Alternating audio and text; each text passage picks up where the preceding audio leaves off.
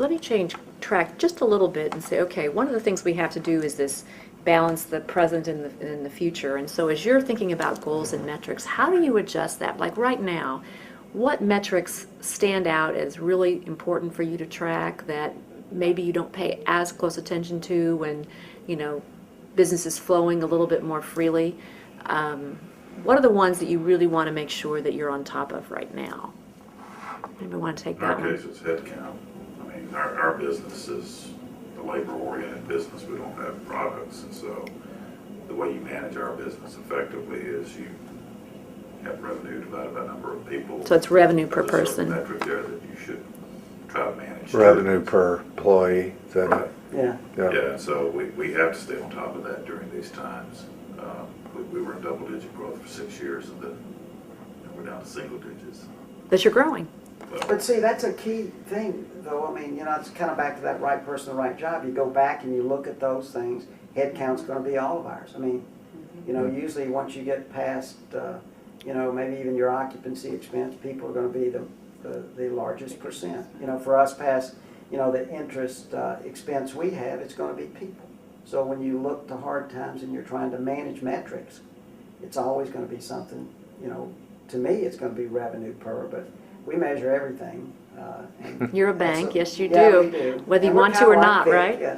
Yeah. Yeah, and then Vic comes in behind me to make sure I didn't miss So anything. he didn't measure, we measure for him. That's exactly Oh, right. That's a we very forgot good to measure symbiotic that. Oh my relationship. gosh. Yeah. Tom, from a COO's perspective, what are you tracking? Uh, CFO, CIO? Head count's a good one. I mean, we look at labor is a huge resource that we try to manage. Sales per employee is a number we don't watch as carefully as you guys probably. You're more in the service business. But we do pay attention to it. Sales per asset dollar. We're in the warehouse business, which is a service piece, and we do watch sales per warehouse payroll dollar. There's a factor there that we like to, that the manager likes to, you know, keep his operation within. Before and still the major, one of the major operating metrics I look at is variable margin. It's the difference between variable profit, it's the profit after direct expenses. In the old days, you know, labor, it's essentially labor, ingredients, packaging, utilities, benefits, that kind of thing. And that gives the best measure for me, quick measure of really how efficiently, as compared to standard, how efficiently we're operating. Most of the employees are really, as I said before, in the inventory conversion business. Cordia, me, a few others are in the sales business, along with the other things we do. And that operating to standard is really the essence of their job. So that's a huge number.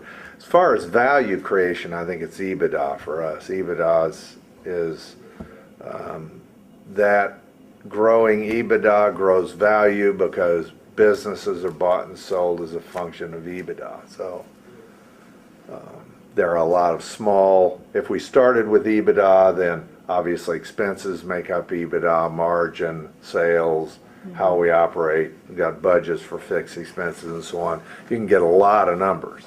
But margin gives me the best indication, quick indication of how things are going in the plant.